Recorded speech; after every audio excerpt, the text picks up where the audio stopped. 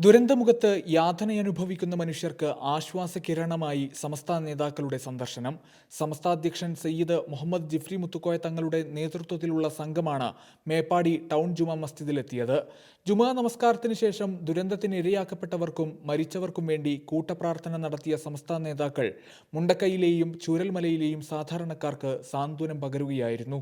ദുരന്തത്തിൽ ജീവൻ നഷ്ടപ്പെട്ടവർക്കുള്ള മയ്യത്ത് നമസ്കാരത്തിന് ജിഫ്രി മുത്തുക്കോയ തങ്ങൾ നേതൃത്വം നൽകി. സമസ്ത സെക്രട്ടറി MT അബ്ദുള്ള മുസ്ലിയാരുടെ നേതൃത്വത്തിൽ പ്രാർത്ഥനാ ചടങ്ങുകളും നിർവഹിച്ചു.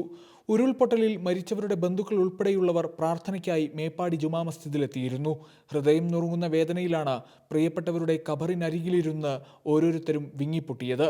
വയനാട്ടിലെ സമസ്ത നേതാക്കളുടെയും പ്രവർത്തകരുടെയും പ്രത്യേക യോഗം ജുമാ നമസ്കാരത്തിന് ശേഷം നടന്നു. സമസ്തയുടെ പ്രവർത്തകന്മാർ രക്ഷാപ്രവർത്തനത്തിൽ സജീവമാകണമെന്ന് നേതാക്കൾ നിർദ്ദേശിച്ചു.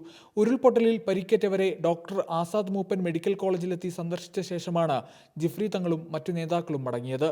സമസ്ത ട്രഷറർ കൊയ്യോട് ഉമർ മുസ്ലിയാർ, പാണക്കാട് സാബിക്കലി ശിഹാബ് തങ്ങൾ, മുഷാവറ അംഗം V അബ്ദുറഹിമാൻ മുസ്ലിയാർ, SYS സംസ്ഥാന വർക്കിംഗ് സെക്രട്ടറി ഹമീദ് ഫൈസി അമ്പലക്കടവ്, സുപ്രഭാതം CEO മുസ്തഫ മാസ്റ്റർ മുണ്ടുപാറ, സമസ്ത മാനേജർ K മോയിൻകുട്ടി മാസ്റ്റർ തുടങ്ങിയവരും മറ്റു മുഷാവറ അംഗങ്ങളും പ്രാർത്ഥനയ്ക്കായി മേപ്പാടി ജുമാ മസ്ജിദിലെത്തിയിരുന്നു.